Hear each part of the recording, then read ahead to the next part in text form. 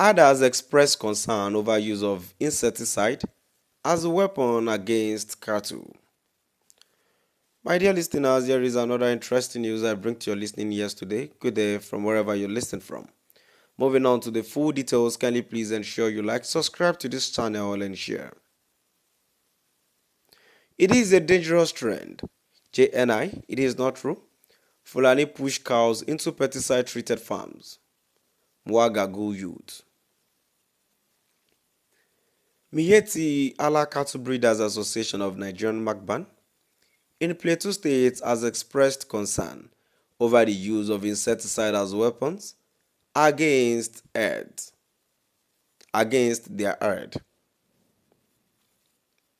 This came as Macban Secretary in Mangu, Musa Mohammed, alleged that at least 26 cattle were reportedly poisoned around the INEC office in Mangu local government area of the state. This, according to him, was in addition to a similar accident that happened in Basa Council area of the state. The Macban scribe disclosed that the latest incident occurred around 1:30 p.m. when over 950 cattle were grazing in the area. According to him, all security heads in the local government area, including the commander of Sector 3, the DPO, and the OCDS's office in Mangu, were informed and visited the scene. Macban accused the Mwagagul youth of poisoning the cattle, an accusation the group denied. Director of Public Affairs Mwagagul Youth Movement, Joel Sunday Tubot, told our correspondent that Mwagagul youth do not poison cows. According to him, the Fulani would deliberately push their cows into farms where pesticides were used on to treat infested crops, and in the process they get poisoned. He said, there are pesticides that farmers normally apply on their crops, like potatoes, pepper, and tomatoes. There are times that your crops are infested, and if you don't apply pesticide, the crops will not do well. From your investigation, you may have come across stories where Fulani will just push their cows into farms and they will heat them up.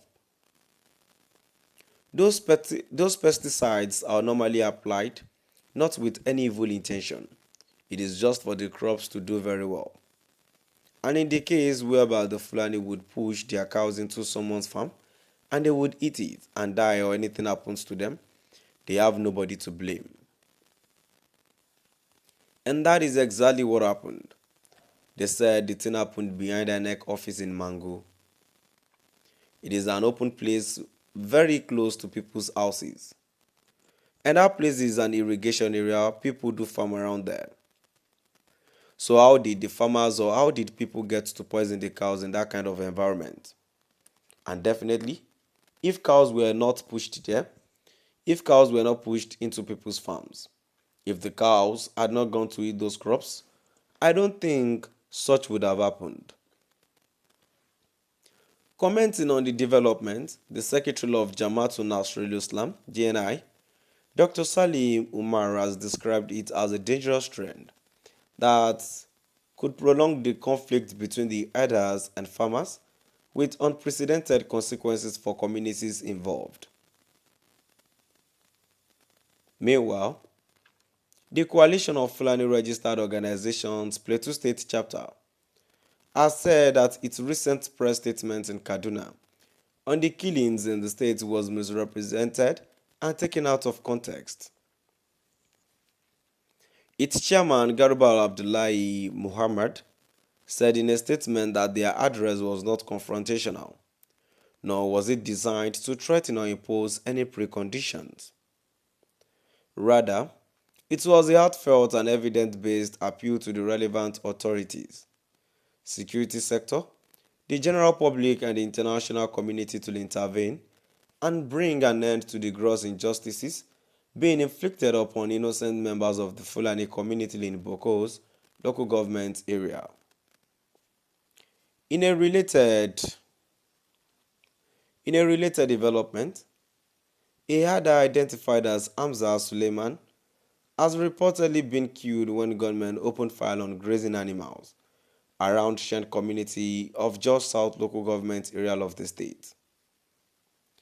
State chairman of Jan Allah Fulani Development Association, GAFDAN, and chairman coalition of Fulani registered organizations, Garuba Abdullahi, who confirmed the incident on Tuesday, said 3 cattle and sheep were also shot dead during the incident. The chairman said the incident occurred at 12:30 p.m. on Monday when the deceased and other herders were grazing their cattle.